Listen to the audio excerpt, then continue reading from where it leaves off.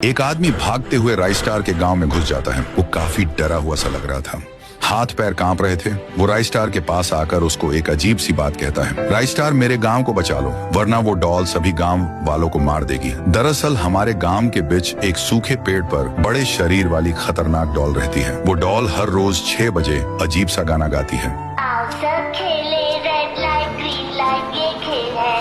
उस गाने को सुनने के बाद लोगों को उसी समय अपना सारा काम छोड़कर डॉल के पास जाना पड़ता है, जो कि वो सिर्फ एक गाना नहीं था बल्कि मौत का बुलावा था। जो भी इंसान डॉल के पास नहीं जाता था उसका सर कुछ ही पलों में टूट कर गिर जाता।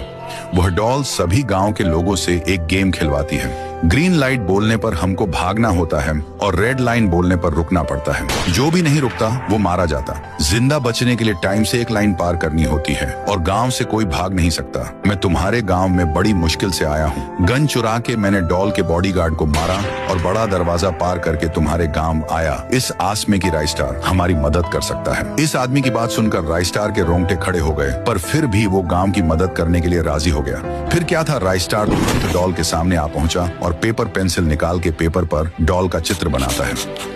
उसके बाद एक बटन दबाने के बाद धीरे धीरे डॉल छोटी होती जा रही थी। कुछ ही पलों में वो चुब्बे जितनी साइज की हो गई। फिर राइस्टार डॉल को अपने हथेली पर रख के वहीं सूखे पेड़ के पास आकर उसको उसी पेड़ में कैद कर दिया। राइस्टार ने उसे श्राप दिया कि जो भी शख्स इस पेड़ पर पानी डालेगा तभी डॉल आजाद हो जाएगी। लोग डॉल कैद होने की खुशी मना रहे थे, मानो उनके दिल के अंदर का डर मिट गया। 2 महीने बीत चुके थे, गाँव वाले अब भी खुश थे। पर एक दिन एक छोटी बच्ची उसी सूखे पेड़ से होते हुए दुकान जा रही थी। तभी पेड़ में कैद डॉल बच्ची को कहने लगी, अरे बेटा कहाँ जा रहे हो, बड़े प्यारे हो। देखो बेटा, मैं पेड़ बात कर रही हूँ, अगर तुम इस पेड़ के ऊपर पानी डालोगे ना, मैं तुम्हें मीठे मीठे आम खिलाऊंगी। बच्ची डॉल की बात मानकर सूखे पेड़ के ऊपर बकेट से पानी डालती है। डॉल को जैसे ही पानी मिलता है वो वैसे ही अपने पहले जैसे साइज में हो जाती है। फिर डॉल पहले से ज्यादा बड़ी होकर पूरे गाँव को तहसे नहस करने लगती है। सभी घर जल के राख हो गए थे। सभी तरफ तोड़ फोड़ करके डॉल खुश हो ही रही थी कि तभी एंट्री होती है राइस्टार की। राइस्टार डॉल के ऊपर आके अपना